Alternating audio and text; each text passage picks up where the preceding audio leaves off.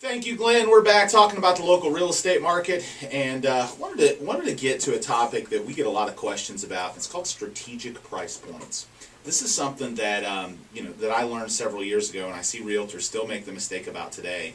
We're not in retail. We're not selling gas. We're not at Walmart selling widgets or snacks. We're selling homes, and I think one of the mistakes I see happen a lot with pricing real estate is like $199.9.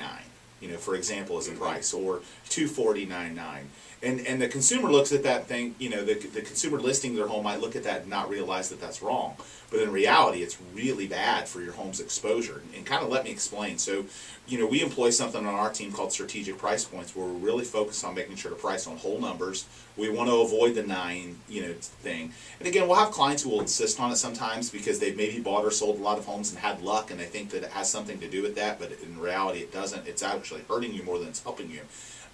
Because again, you're not fooling the consumer. $249.9 is $250,000.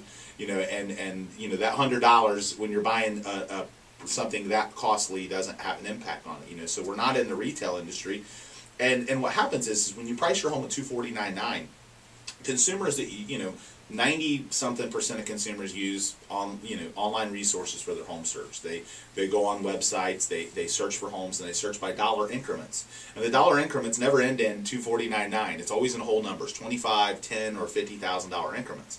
And you have what happens is, so if you price your home at $249.9, and a consumer's searching up to $250, and the highest price that they see is $250. Your $249.9 is going to be on like the second or third page after all the homes that are priced at $250. So even if your home is better than one of the homes priced at $250, they might see the home priced at $250, love it, think it's awesome, go out, look at it, and buy it, when your home might have been slightly better, but they never saw it. So pricing at that on those $249.9 numbers actually hurts you in terms of exposure, page views, impressions. And today, one of the things that we track at our company, we're very techie.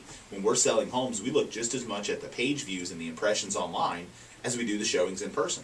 Because there are times when, someone might look at the property online and decide it's not right for them, and that's perfectly fine, because if they went out and looked at the property, they wouldn't have liked it anyway, So that pricing on those 9s is actually a mistake that limits your exposure. On the same token, so let's say you priced it right at $250. And you get a consumer that tells their realtor or goes on a website and sets up searches for $250 to $350. If you're at $249.9, they never see your house. Yeah. They're searching by $50,000 increments, and so don't have the ability to adjust it that way to look $249.9 to $301.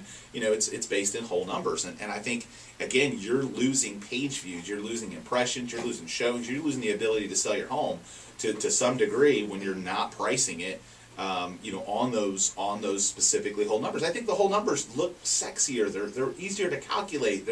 So in reality, we've had homes that we've put on the market and sold that were on the market with another realtor that were literally priced on the wrong side of that price point, and we go in and obviously we do a better job with the photos and the marketing, the descriptions, but that had an impact on why the home didn't sell. Well, if I'm looking for the 200 to 250, I'm really looking more at like 220, 225. That 250, I'm probably going to want a low ball. I'm probably going to want to give a lower offer to. Whereas if I'm looking 250 to 300, and I see that 250 pop up there, wow, this is a great value. This is right in my wheelhouse. And the same thing I always tell people too is even if you're on the high end of that range, if you're on that whole number and say somebody is going to low ball you, I'd rather get a low offer than no offer. You can do things with a low offer. You can use it to motivate other people. You can negotiate. You can maybe justify and explain to the client, hey, look, here's why the reasons it's worth this number. Because if they make an offer, you at least have an ability to negotiate. But if you price your home wrong and you get no offer, you got nothing to negotiate with and you got no options. So it really does make a big difference online. And I think consumers and lots of realtors make the same mistake in terms of their recommendation on pricing to for the $249.9. It's over. Like stop doing it. Like price on the whole numbers. You're going to get more attention. You're not tricking anyone with that $100. You're not buying gas. It's not a used car here. No, $99.95. Right. It's not. It doesn't work like that. Right. You're limiting your exposure points, and I think again you're limiting the page views, the impressions, and all those types of things. And I think that and when you also look at it, you also have to think about it when you look at traffic. 250, 300. 350, 400. Those are really important numbers. I've even told clients before, that think their home is worth 353,000. No. Price it at 350. You're going to be more likely to get people interested in it, maybe a bidding war, because at 353 you're going to miss all those consumers looking up to 350. And same thing, like 417 is the Fannie Mae Freddie Mac cutoff. So 500,000. If you price your home at 505, you're better off pricing at 5 and hoping to get more than one person, or holding the line firm at that 500, than by pricing on the other side of that strategy number where there's a huge traffic fall off, and that's common in a lot of neighborhoods today.